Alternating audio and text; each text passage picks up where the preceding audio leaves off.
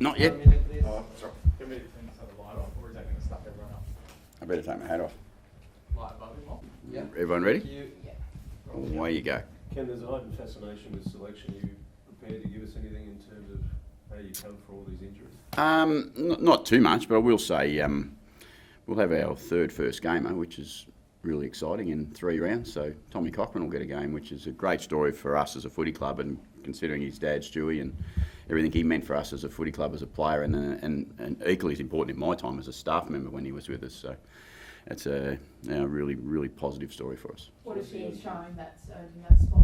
Oh, he's played really well in the Sanford 2 trial games. He's kicked goals on both the last 2 weeks. He's kicked 7, I think, in a short period of time. So they do show you every time you pick young people that they can bring great energy to the team, and we've seen that again with Christian last week. So yeah, it's exciting. When you pick him up in the rookie draft, Ken, you probably didn't see a round 3 game in the horizon. Yeah, you never put ceilings on them though. I think that's what you always learn in the game. The longer you're in it, is you give them the opportunity, and and they take those opportunities and they explore who they are and what they want to be, and they bring energy. They get there pretty quick sometimes, and sometimes from further back. And it's a wonderful. We talk about being further back. It's a wonderful story of overcoming adversity as well, with all the challenges he's had. Oh, it's a great story. It's an absolute great story. I'm so proud of him, and proud of his family, and for the way he's been able to take on his challenges and fit into an AFL environment in such a short period of time. And now he's going to play his first game of AFL football. It's just such a good story. We saw Murray's with you could barely wipe the shock off his face last week. What was Tommy like?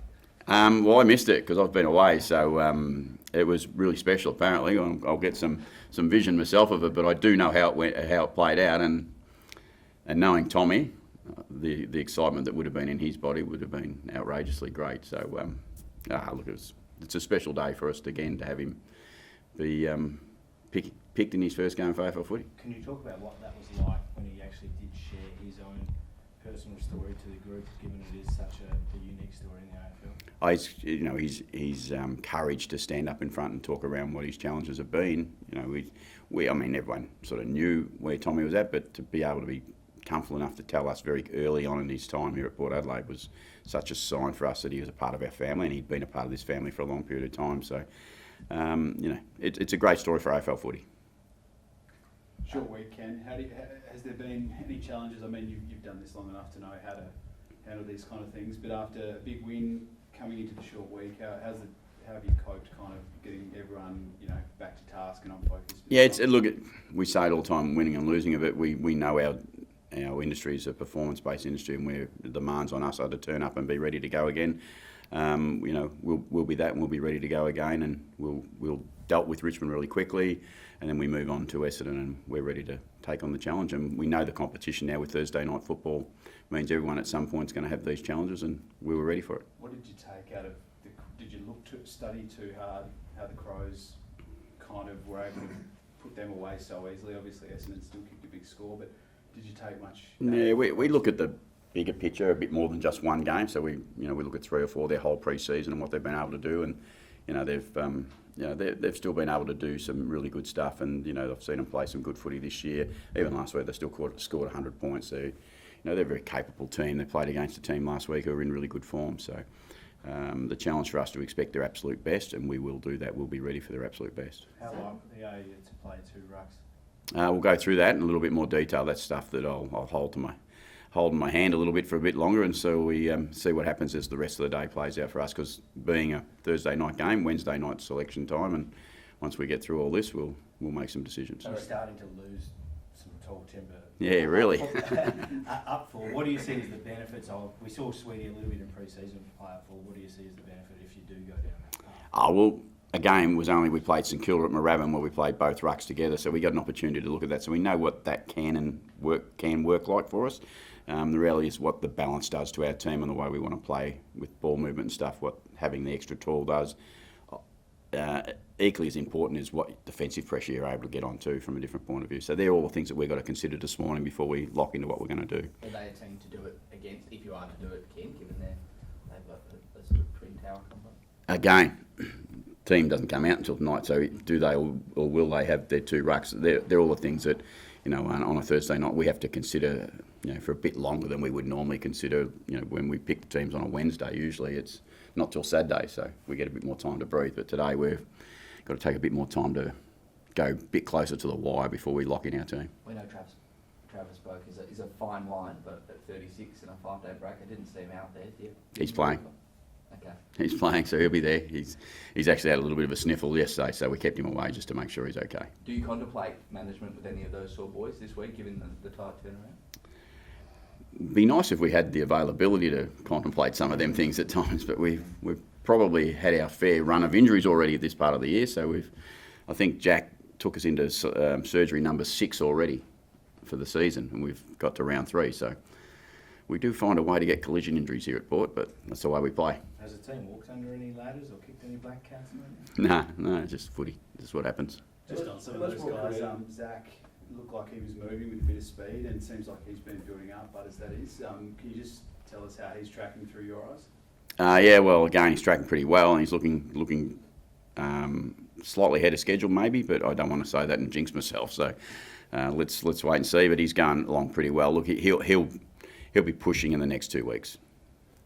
How much more creative do you need to be, or can you be, considering all the issues you've got, lack of tools, forwards, and even defenders? So, how much more creative can you be about the way you play? As a coaching, last week, the indicator that you're already there. No, we as a coaching group will always look at the opportunities for us to try and improve the team or expose something in the opposition if that's what we have to do. So we'll always be prepared to be creative as a footy club with what we do, and that will be no different for the remainder of this season too. We'll always look to those opportunities, but AFL football says you just got to keep looking for what you need to do to get a win, and that's what we're going to try and get tomorrow night, is get another win. How is Jack, the coaches?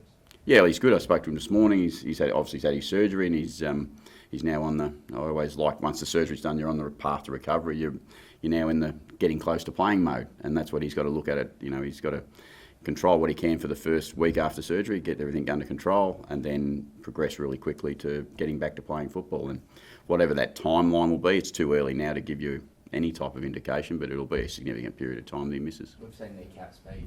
It's quite long term. I'm still hopeful he will play some football this year. Yeah, I'd be staggered if he didn't play football this year. But doesn't mean he won't, but I just don't think that'll happen.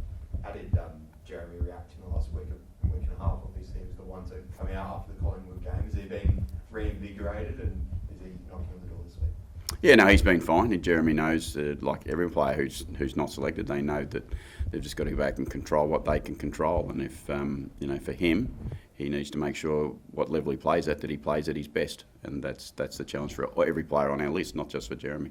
Where do you see him fitting in at the moment? You know, I guess with Jack going in, felt like perhaps that he was naturally going to get shifted back. So I don't normally take too much notice of your opinions, but you're right. That's what probably will happen a little bit, is we have to be flexible with what we do. With Jeremy being able to help us back at different times, it looks like at the moment that we're a bit tight at the other end of the ground with Lordo, but Lordo's short term. I think he'll be back next week, so that will help us a little bit. But Jeremy is ultimately, and I've said this to Jez too, he knows himself that he needs to be of the mindset of his utility for us this year, and he needs to play where we need him, and he's more than okay with that. He can play ruck. I've said this before, he can play ruck and play back and play forward and play on the wing if we need to. So he's in a good spot to get himself into the team when he needs to. So do you see Ollie Lord knocking on the door in the next couple of weeks? I hope so. We need, and we expect Ollie to play footy really soon for us. It's just, pre-season hasn't been perfect for all of us, and Ollie's had to do some different roles for us, but then last week he hurts his shoulder early in the game, and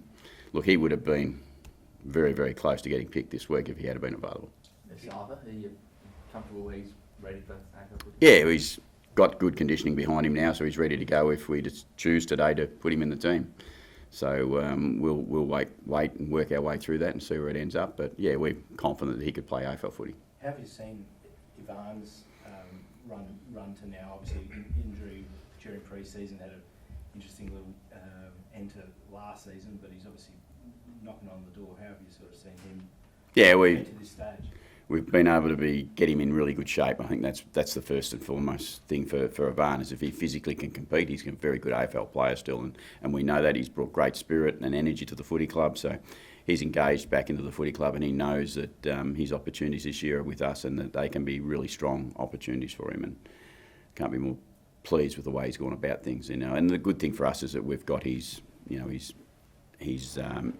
body under control with what he needs to do to get through week to week and be able to play every week. So that's good. So is that a mindset thing, Ken? Did you notice Ivan came back with a real intent to reintegrate himself into the group? No, I think every player comes back. I mean, clearly there's a little bit more of a story to Ivan, but I think he was more than okay with being at Port Adelaide. He made that decision only 12 months earlier to come to the Port, so that wouldn't change too much. And we look forward to what he'll bring for us this year. I think he'll be a very good player for us right through this season. Do you need to have a plan for Zach Merritt tomorrow night? Yeah, well, you do, because he's a bloody good player. But you do every week with all the AFL teams. There's always great players in each team, and there's more than just Zach in the Essendon team. Zach's their captain, and he's an outstanding player. I know Zach a little bit myself, so he'll drive us crazy, no doubt, at some point tomorrow night. But we'll do our best to try and keep him under control, along with the rest of the Essendon team. So the last couple of guys hard tag on Zach. No, I didn't say that, did I? What are you thinking? No, we'll go through it and manage the game that we have to manage, and we'll start from a position of controlling Essendon as best we possibly can, of which Zach will be some part of. Will Rioli, a centre bounce midfielder now? Well, he was last week, so he could be on the wing this week. He might have to play at half back, but reality is Junior will spend most of his time hopefully up the front end of the ground and hopefully putting pressure on and creating opportunities for us to score. Does he have it? We've seen similar players later or a bit later into their career become midfielders and become those explosive centre bounce midfielders. Does he have that in his locker? Oh yeah, he's a really talented player. I mean, he's played it before in the past, and he can do it again in the future. And for us, he can continue to grow. If that helps us spread the load through there, we will certainly look to use those options for us. I expect that will be the same with players like Pau Pepper and Berry and even Richards. They can all go through the middle, and the more power we can put through the mid part of the ground, the better for us.